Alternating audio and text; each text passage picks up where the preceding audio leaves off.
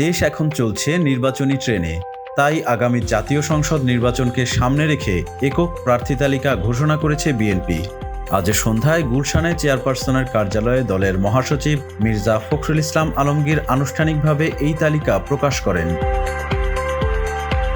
ঘোষিত 237টি আসনের প্রার্থী তালিকায় দেখা গেছে, সাম্প্রতিক সরকার পতন আন্দোলনের সময় আলোচিত এনসিপি ন্যাশনালিস্ট কনভেনশন পার্টির একাধিক কেন্দ্রীয় নেতার জন্মস্থান এলাকায় প্রার্থী দিয়েছে বিএনপি। বিশ্লেষকদের মতে এটি বিএনপির কৌশলগত পদক্ষেপ, এনসিপির জনপ্রিয় ঘাঁটিতে নিজেদের প্রভাব বাড়ানোর উদ্দেশ্যে। বিএনপি রংপুর 4 আসনে মনোনয়ন দিয়েছে ইমদাদুল হককে। এই আসনটি এনসিপির সদস্য সচিব আখতার হোসেনের জন্মস্থান। কুমিল্লা 4 আসনে প্রার্থী হয়েছেন মঞ্জুরুল আহসান মুন্সি, যা এনসিপির দক্ষিণাঞ্চলের মুখ্য সংগঠক হাসনাত আবদুল্লার এলাকা। পঞ্চগড় 1 আসনে ব্যারিস্টার নওশাদ জমিরকে মনোনয়ন দিয়েছে বিএনপি। এই আসনটি এনসিপির উত্তরাঞ্চলীয় মুখ্য সংগঠক সার্জিস আলমের নিজ এলাকা।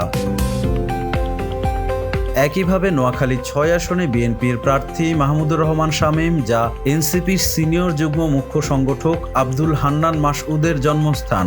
চাঁদপুর 5 আসনে মনোনয়ন পেয়েছেন মমিনুল হক, যেটি এনসিপির মুখ্য সমন্বয়ক নাসির উদ্দিন পাটোয়ারির এলাকা।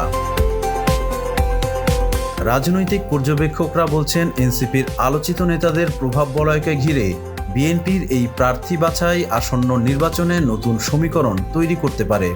দলটি জানিয়েছে, বাকি 63 আসনের প্রার্থী তালিকা পর্যায়ক্রমে প্রকাশ করা হবে।